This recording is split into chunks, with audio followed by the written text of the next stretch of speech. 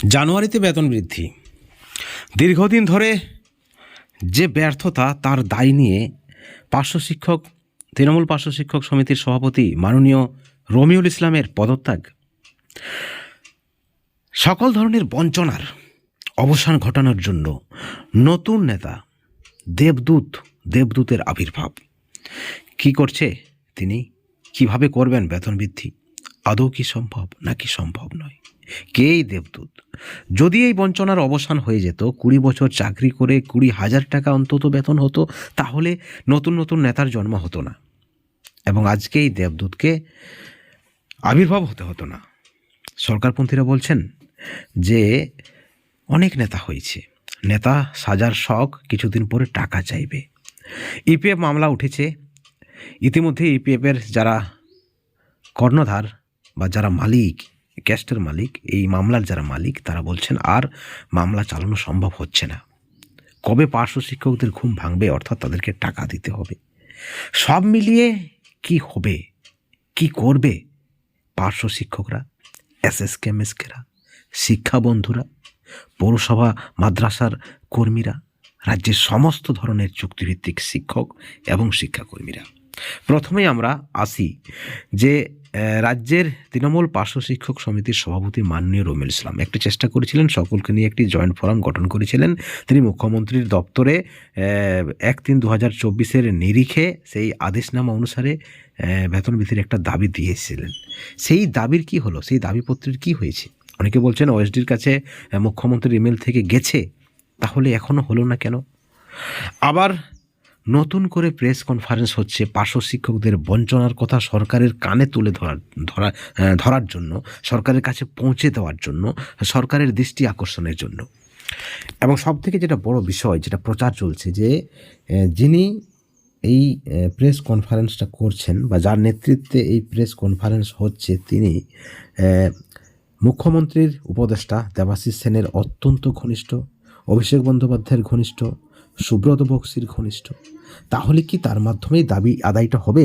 বঞ্চনা অবসানের জন্য কি দেবদূত এসেছে চুক্তিভিত্তিকদের ভাগ্যে? বন্ধুগণ, একটা বিষয় আপনাদেরকে বলে রাখি, অনেকেই বলছেন যে দীর্ঘদিন ধরে মাননীয় রমিউল ইসলাম সভাপতির পদ আঁকড়ে ধরে রয়েছেন, তিনি দাবি আদায় করতে পারেনি, 1 টাকাও বেতন বৃদ্ধি করতে পারেনি, এমনটা কিন্তু যুক্তি দেখানো হচ্ছে। এবং দীর্ঘদিন ধরে তিনি সরকারপন্থী নেতৃত্বের সভাপতি থাকবেন কেন? সেখানে পরিবর্তন দরকার। বিধানসভা নির্বাচন, লোকসভা নির্বাচন, একজন মুখ্যমন্ত্রীর এই স্থায়ীকাল হচ্ছে 5 বছর। তিনি বছরের পর বছর বিনা প্রতিদ্বন্দ্বিতায় রয়েছেন। প্রথমে তাকে সভাপতির পদ থেকে সরাতে হবে, সরকারপন্থী নেতৃত্বদের একাংশ বলছেন। এবং প্রেস কনফারেন্স যেখানে করা হচ্ছে, সেখানে জীবন কুমার দাস সহ, আব্দুল হালিম সহ অনেকেই থাকছেন। এবং সেখানে যদিও সরকারপন্থীদের অন্য যারা রয়েছেন, অন্য শ্রেণী, তারা বলছেন যে নেতা হওয়ার শখ, আপনারা এই সংগঠনের কর্মসূচিতে যাবেন না, ঠিক প্রেস কনফারেন্সের পক্ষ থেকে জানানো হচ্ছে আপনারা আসুন, কারণ আপনাদের যে বঞ্চনা রাজ্যের মানুষের কাছে তুলে ধরার প্রয়োজন রয়েছে, সরকারের কাছে তুলে ধরার প্রয়োজন রয়েছে। অনেকে মনে করছেন যে তাদের বঞ্চনাটা সরকারের কাছে পৌঁছে দেওয়াটা অত্যন্ত জরুরি। কিন্তু প্রশ্ন হচ্ছে, সরকার কি জানে না এই সকল চুক্তিভিত্তিকরা কিভাবে দিন চালাচ্ছে, কত টাকা মাইনে পাচ্ছে, এই টাকায় কি সংসার চলতে পারে? ঠিক অপরদিকে অনেকেই বলছেন যে রমিউল ইসলাম সভাপতির পদ থেকে পদত্যাগ করুক বা তাকে সরিয়ে দেওয়া হোক, তাহলে বেতন বৃদ্ধি হবে। এবং 18 তারিখে যে প্রেস কনফারেন্স, সেটা কিন্তু তারই প্রস্তুতি। সূত্র মারফত যে খবর রয়েছে যে রমিউল ইসলামকে সভাপতির পদ থেকে সরানোর একটা চক্রান্ত চলছে, আর অনেকেই চাইছেন তিনি সরে দাঁড়াক, কারণ তিনি দীর্ঘ কয়েক বছর ধরে ভালো খবর আসছে বা ভালো কিছু হবে, মাঝে মধ্যে বিভিন্ন ধরনের তিনি আশ্বাস দিয়ে থাকলেও কাজের কাজ কিছু হয়নি। তার যথেষ্ট ক্ষমতা ছিল। তিনি একসময় প্রাক্তন শিক্ষামন্ত্রী, বর্তমানে যদিও তিনি জেলবন্দি, জামিনে মুক্ত, প্রাক্তন শিক্ষামন্ত্রী পার্থ চট্টোপাধ্যায়ের অত্যন্ত ঘনিষ্ঠ ছিল। যেটা লোকে বলে যে সপ্তাহে তিনি একবার যেতেন, তার বাড়িতে চা বিস্কুট খেতেন, অর্থাৎ তার যথেষ্ট ক্ষমতা ছিল, কিন্তু সেই ক্ষমতার কিন্তু তিনি সদ্ব্যবহার করেননি। পার্শ্ব শিক্ষকদের বা এসএসএ কর্মীদের বঞ্চনার অবসানের কিন্তু সঠিক চেষ্টা করেনি, এই ধরনের অনেকের অভিযোগ। অর্থাৎ তিনি পারতেন। অনেক সময় আমরা দেখেছি সরকারপন্থী নেতৃত্বদের বলতে রমিউল ইসলাম যদি মনে করে তাহলে বেতন বৃদ্ধি 24 ঘন্টায় হবে। যাই হোক, তিনি পারেননি। এবার যে দাবি উঠছে যে তিনি পদত্যাগ করুক ব্যর্থতার দায় নিয়ে, অর্থাৎ মাননীয় রমিউল ইসলামের পদত্যাগ অত্যন্ত জরুরি রাজ্যের চুক্তিভিত্তিক শিক্ষাকর্মীদের উন্নতির স্বার্থে, তাদের বঞ্চনার অবসানের স্বার্থে, এবং তার জন্যই 18ই জানুয়ারি একটা নতুন প্রস্তুতি। সেখানে একদিকে যেমন বঞ্চনার কথা তুলে ধরা হবে, ঠিক অপরদিকে নতুন করে কমিটি গঠন করা হতে পারে, যেমনটা কিন্তু সূত্র মারফত খবর রয়েছে। ঠিক অপরদিকে আরও একটি খবর আপনাদেরকে আমরা দেব। সরকারপন্থীদের আরেক শ্রেণী বলছেন যদি ক্ষমতা থাকে হালিম বাবুর রমিউল ইসলামকে সভাপতির পদ থেকে সরিয়ে দেখাক, কারণ তিনি যেহেতু মুখ্যমন্ত্রীর উপদেষ্টার ঘনিষ্ঠ, সুব্রত বক্সির ঘনিষ্ঠ, অভিষেক বন্দ্যোপাধ্যায়ের ঘনিষ্ঠ, তাহলে তিনি তো চাইলে যে কোনো সময় বেতন বৃদ্ধি হবে, বা তিনি চাইলে যে কোনো সময় রমিউল ইসলামকে সভাপতির পদ থেকে অপসারিত করা হবে, তাহলে তার ক্ষমতা রয়েছে সেটা প্রমাণ পেয়ে যাবে।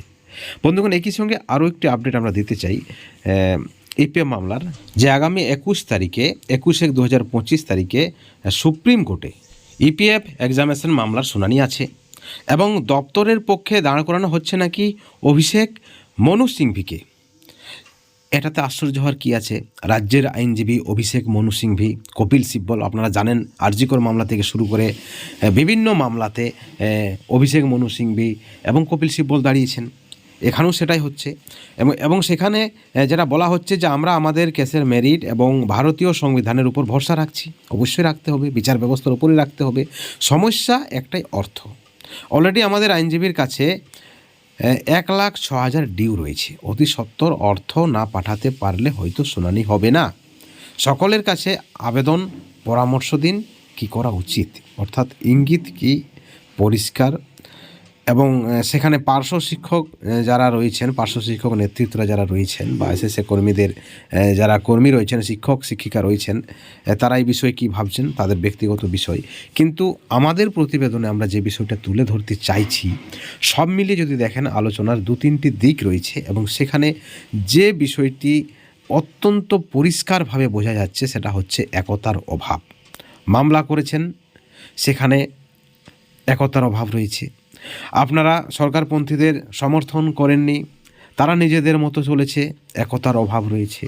নতুন নেতৃত্বের আবির্ভাব হয়েছে, তাদের কর্মসূচিতে কাদের মতামত নেওয়া হয়েছে, সেখানেও একতার অভাব রয়েছে।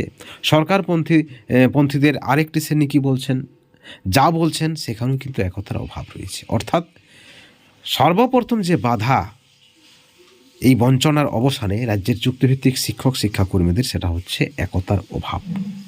কোন দিক থেকে সাফল্য আসবে, কি মনে হয় আপনাদের? আদৌ কি আসবে?